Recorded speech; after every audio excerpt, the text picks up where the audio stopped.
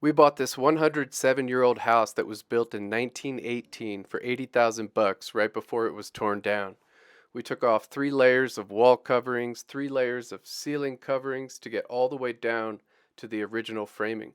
We rebuilt every single component all the way back to new again, including electrical, plumbing, HVAC, insulation, and everything else.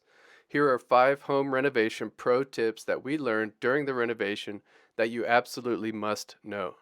Welcome to Revival Remodels. I'm Kyle, the founder, and this is my partner Megan.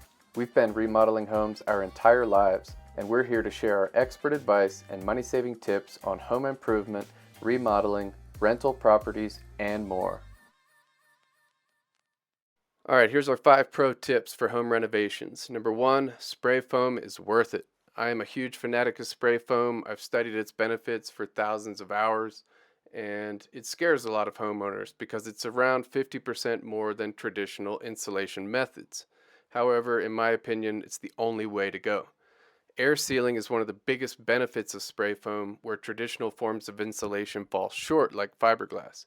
Especially in an older home with lots of odd crevices and cracks, spray foam is going to air seal where fiberglass can't.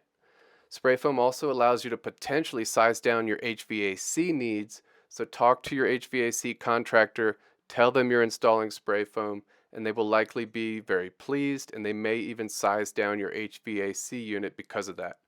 You could put spray foam in your attic, your crawl space, even your walls. In our remodel here, we got a whopping 8 inches of open cell foam in the attic, and let me tell you, it absolutely changes the feel of the entire house. No matter whether it's the dead of winter, the heat of summer, the attic is totally comfortable, and that benefits the feel of the entire home. Number 2, butcher block countertops, the most affordable countertop solution. Countertops can be one of the most shockingly expensive parts of a remodel project, but this pro tip will save you thousands of dollars. Most people are attracted to the granite or quartz countertops, which can cost $1, $2, or $300 per square foot. Butcher block countertops are only 20 to 30 bucks per square foot, and you can cut and customize them yourself like I did here with basic woodworking tools. The only thing I used was a saw and a router. Most butcher block countertops are made of hardwoods like walnut, maple, or acacia, so they're incredibly durable. You can cut directly on them as if they were a cutting board, and it doesn't even leave a mark. You can condition them occasionally, and it'll bring that stunning, fresh, new wood look right back to it. People comment on our butcher block countertops every time they come over, and they're blown away when I tell them it's actually the most affordable countertop solution. Number 3, upcycle and reuse old materials during the renovation process. Disposal costs can run in the thousands, especially for heavy materials like brick, since most landfills charge by weight. We came up with some really creative ways to save money on disposal costs and create some really cool features in the house.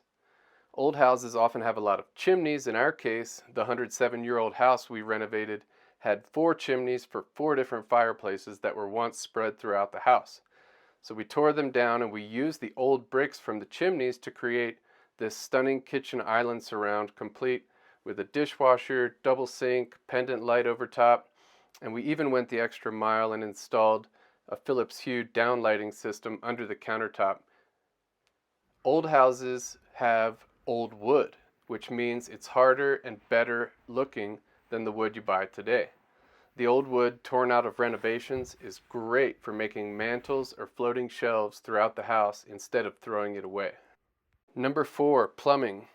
Use expansion PEX instead of the other kinds of PEX you see sold at big box stores, and create a manifold with a shutoff for each section of the house so that you can control it independently.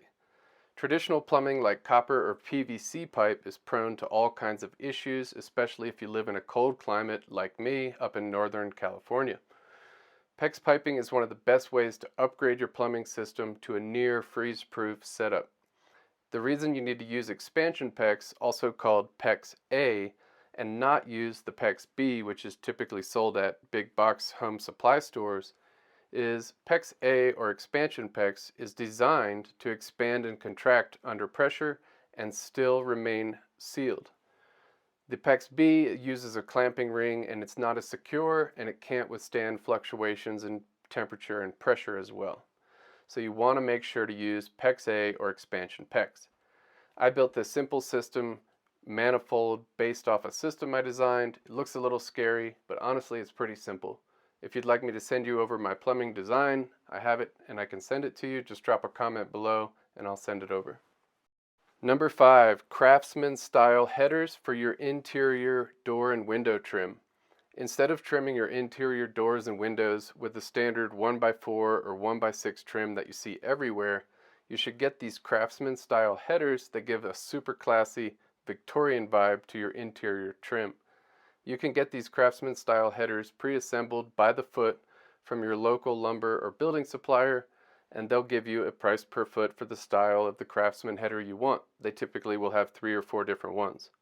All you have to do from there is cut it, install it, and paint it right over your windows and doors, and this saves you lots of money, time, and effort because you don't have to buy a bunch of different trim pieces and then assemble them on your own using glue and nails, and it turns into a big mess.